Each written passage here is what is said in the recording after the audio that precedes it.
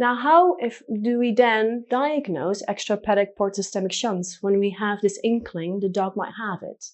Now, when we look at the blood work, things can be quite typical. 70% of dogs have anemia, as you can see on the slide. They often have a reduction in urea and glucose. This hypoglycemia can also then be a source of seizures as well. They have a moderate increase in liver enzymes.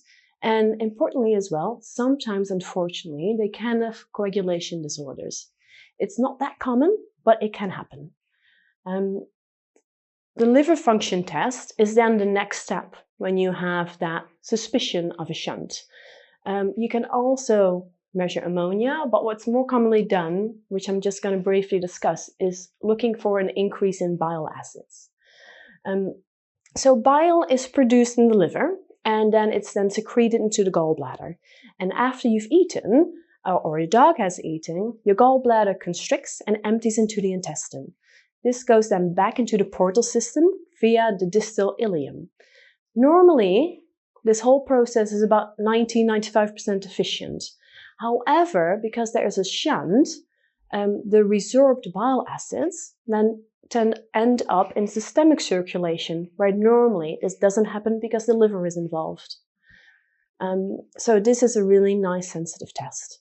Now, if you also have a dog and you suspect a shunt and it has urinary issues, you need to look for crystals. Very typical is ammonium urate, or ammonium biurate is called as well. These typical crystals in the urine. Sometimes actually dogs are diagnosed with a shunt just because we find these crystals. The next step then is imaging. There are a couple of options. I'm just going to discuss the two more common ones. You can perform an abdominal ultrasound. Ideally, you want to use Doppler because you want to see which way the blood flow goes.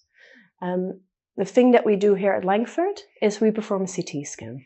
The really nice thing about a CT scan is that we can exactly see the morphology, and very important for surgical intervention is about how many shunts we have, where do those shunts insert, but also are there multiple acquired shunts, so not just the congenital shunts, and is there any other liver pathology that is happening.